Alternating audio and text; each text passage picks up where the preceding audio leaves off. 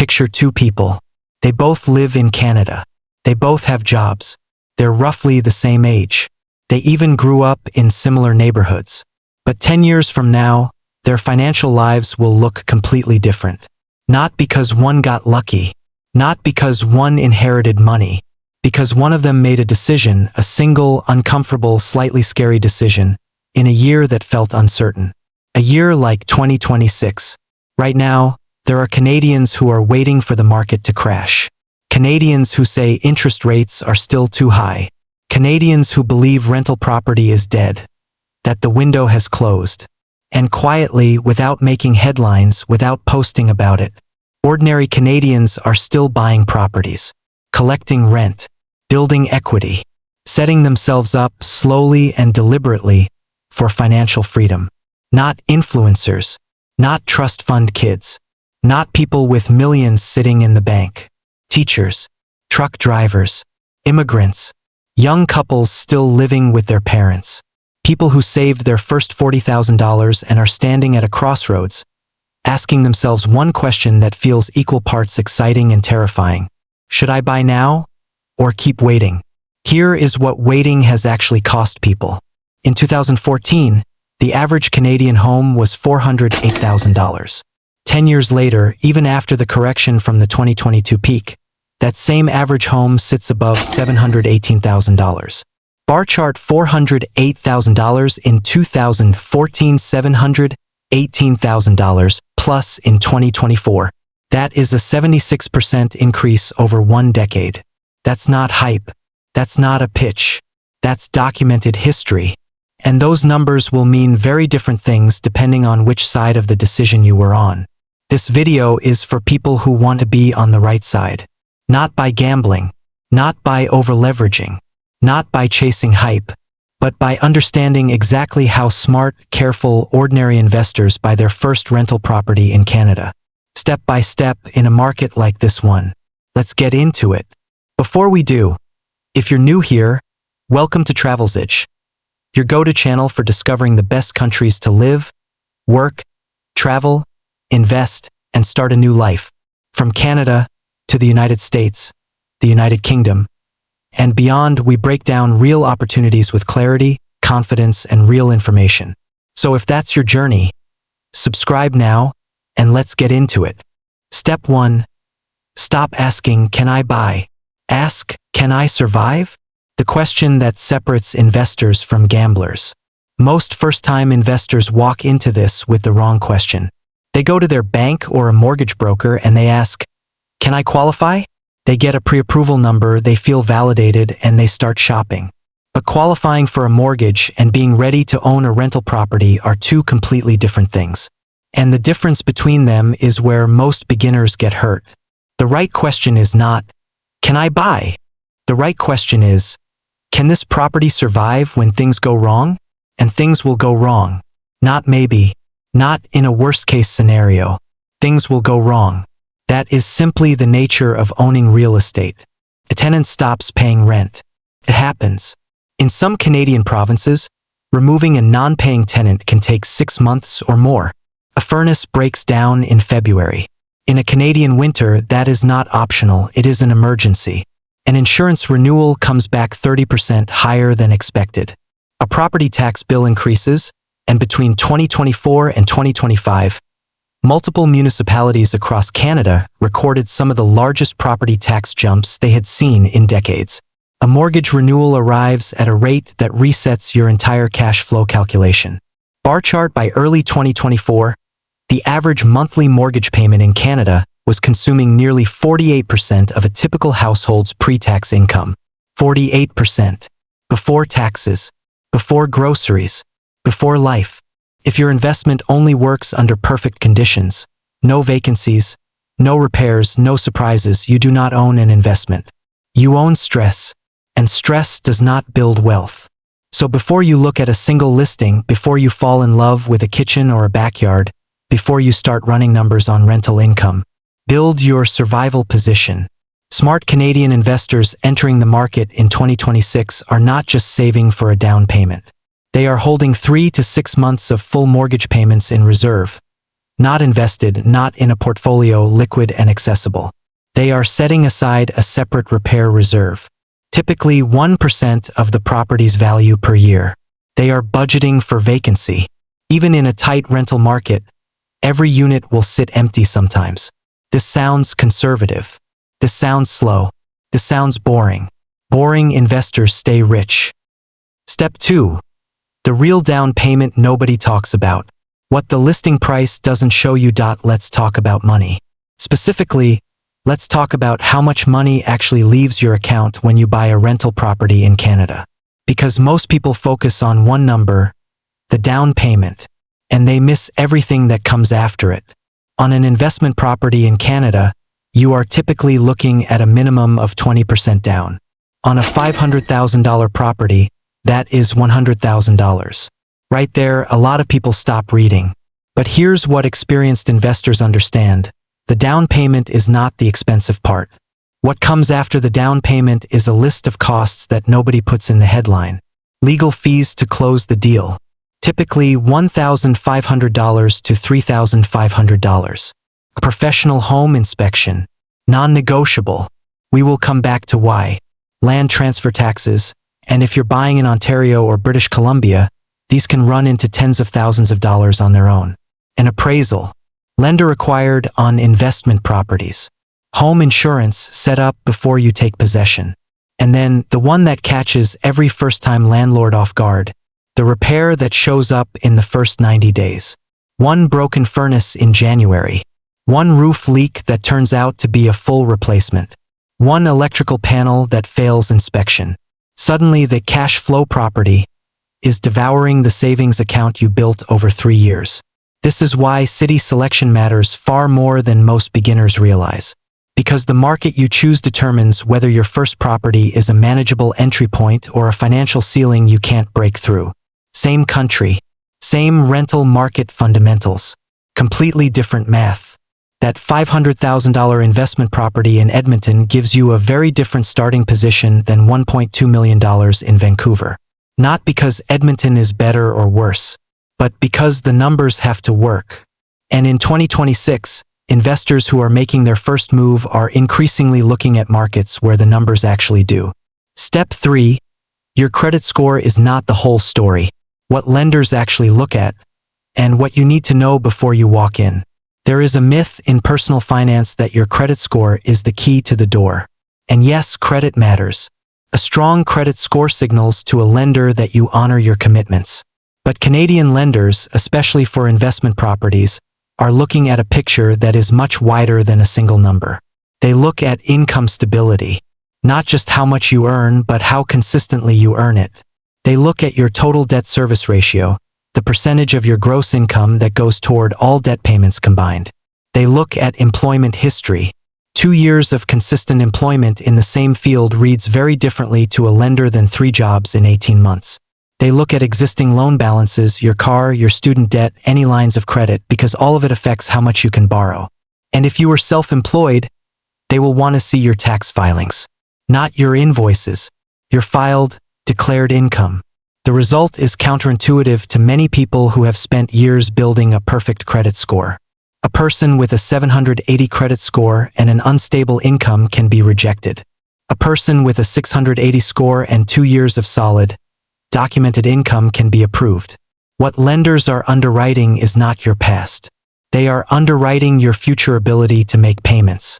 Bar chart Bank of Canada overnight rate, 2.75% in 2026, down from the 5% peak of 2023. Fixed mortgage rates sitting approximately 4% to 6.5%. Those rates are not cheap by the standards of 2020 or 2021. But they are survivable if your rental income, your reserves, and your personal finances have all been calculated honestly. And that is the key word, honestly. Before you fall in love with any property, before you step inside a single open house, speak with a mortgage broker. Not a bank, a broker. Someone who can access multiple lenders and tell you, based on your actual numbers, what you can actually qualify for on an investment property. Have that conversation first. Everything else comes after. Step 4. Pick the city, not the property. Investors buy markets first. Properties second. This is the step where beginners lose the most money. And they lose it before they ever sign a contract. A first-time investor walks into an open house. The kitchen is beautiful. The floors are new. The backyard is the size of something out of a design magazine. They can see themselves there. They can picture tenants loving it. They make an offer. What they forgot to check: the city's rental vacancy rate, the local employment base, whether people are moving in or moving out, whether the rent they're imagining anyone can actually afford to pay. Experienced investors do not fall in love with properties. They fall in love with markets. And the Canadian market in 2026 looks nothing like it did 5 years ago.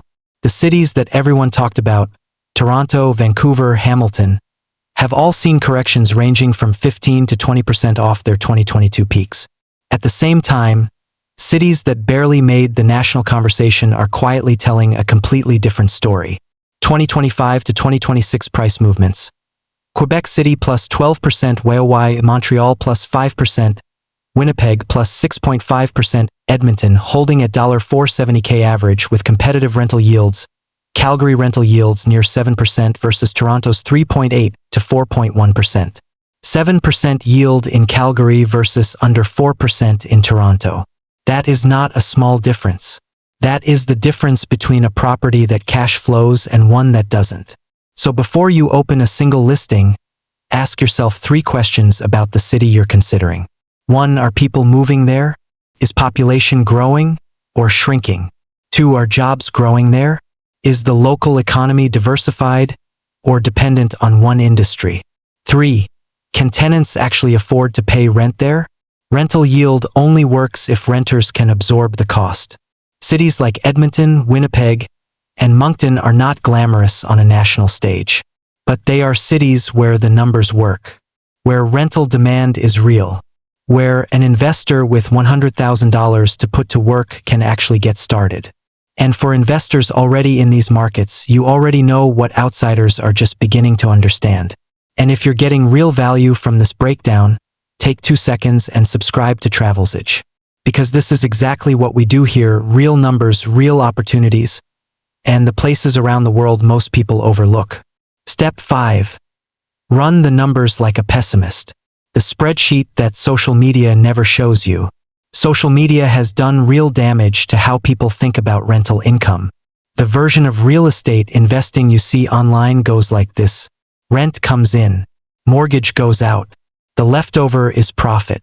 Buy more. In the real world, that model leaves out half the equation. And the half it leaves out is the half that decides whether you build wealth or bleed money. Here is what a real rental property analysis looks like in 2026. You start with gross rental income, the rent you expect to collect. Then you subtract vacancy. Even in a tight market, assume at least 5% of your annual rent will go uncollected due to tenant turnover, gaps between leases, or periods of repair. National rental vacancy rate, 3.1% in 2026, the highest in a decade. In some cities, the vacancy pressure that drove rents up is easing. After vacancy, you subtract property taxes. Then property insurance, which has risen significantly in many provinces. Then maintenance. Most experienced landlords set aside 1% of the property's value annually for repairs. On a $500,000 property, that's $5,000 a year. Then property management fees if you're not self-managing, typically 8 to 12% of monthly rent. Then condo fees if applicable. And if you've ever owned a condo, you know how quietly those fees can grow. And finally, the mortgage payment itself. What remains after all of that, if anything remains, is your actual cash flow. If your gross yield is 3.8% and your mortgage rate is 5%, you are not cash flowing. You are hoping for appreciation. And hope is not an investment strategy. That doesn't mean appreciation-driven markets are wrong. It means you need to know going in exactly what you are betting on and whether you have the reserves to hold through the years before that bet pays off. Step 6. Tenants can make you or break you. Your first tenant may matter more than your first property. No one tells beginners this clearly enough, so let's say it plainly. A bad tenant does not just cost you money. A bad tenant can cost you a year. In some Canadian provinces, Ontario being the most well-documented example, the process of removing a non-paying tenant through the official tribunal system can take 4 to 8 months. During that period, you are still paying the mortgage. You are still paying taxes and insurance. And you are collecting nothing. Meanwhile, the Canadian renter pool has been growing. Share of Canadians who rent, 30.6%, 2011, 32.2%, 2016, 33.4%, 2021. The trend is rising every census. More renters means more applicants, and more applicants means more opportunity to be selective. Use it. Tenant screening is not a bureaucratic inconvenience. It is one of the most important business decisions you will make as a landlord. Verify employment, not with a self-written letter with a contact at the employer. Verify income. Look for gross monthly income of at least 3 times the monthly rent. Call previous landlords. Ask the question nobody wants to ask. Would you rent to this person again? Run a credit check. A history of how someone handles financial commitments tells you more than a conversation ever will.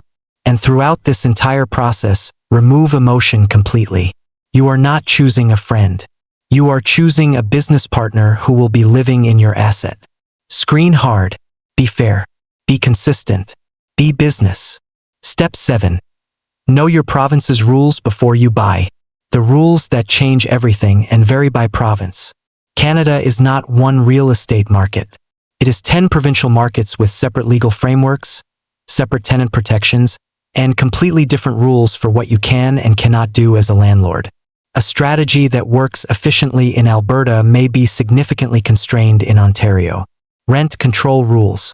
How much you can raise rent annually and under what conditions. Eviction timelines. How long the formal process takes in your province, and what grounds are required. Security deposit rules. Whether you can collect one at all and how much. Short-term rental restrictions. In cities like Toronto and Vancouver, regulations on Airbnb-style rentals have tightened considerably. And layered on top of these provincial rules, the national picture shifted significantly in 2025. Canada's population contracted for the first time ever in 2025. Immigration was curbed, and over 660,000 temporary residents left the country. Population contraction means the rental demand picture has changed. Not uniformly, but specifically.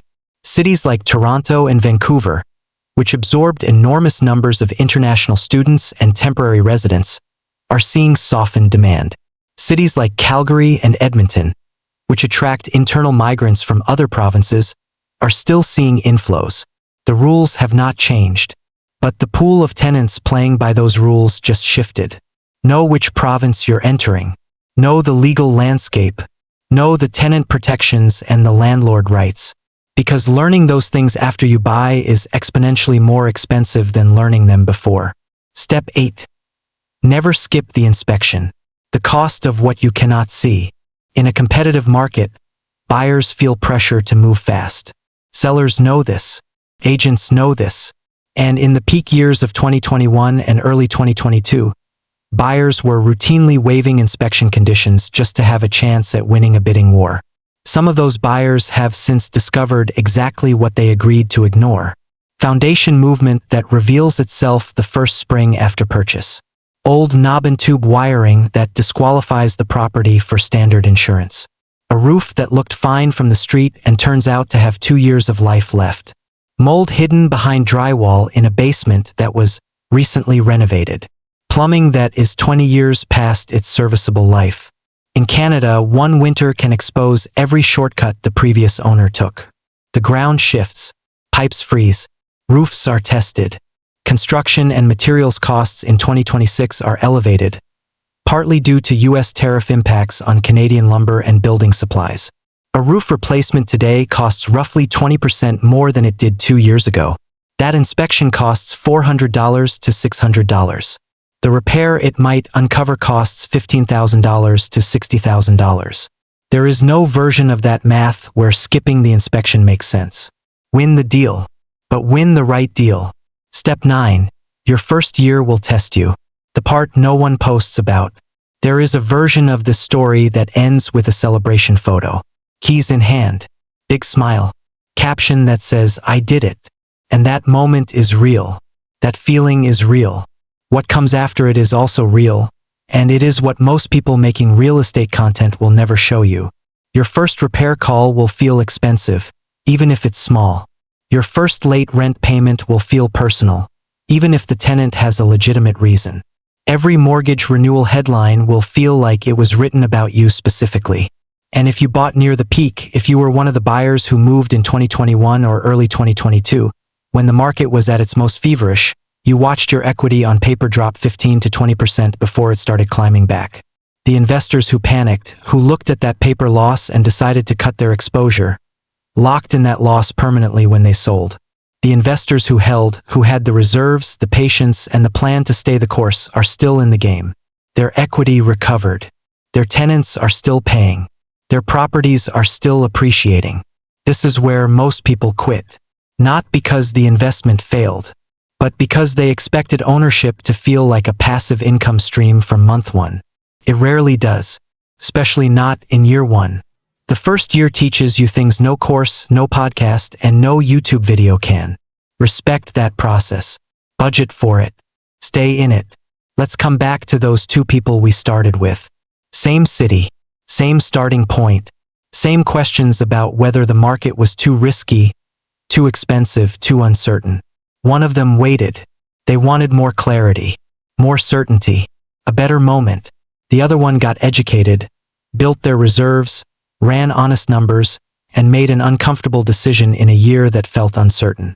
10 years later, the difference between those two people is not luck. It is the decision that one of them made, and the decision that the other one kept putting off. In 2014, the average Canadian home was $408,000. People who were waiting for clarity in 2014 waited through a 76% price increase, through a spike to $836,000 at the 2022 peak, through a correction that scared many people out of the market, and through a recovery that left prices still sitting well above where they started.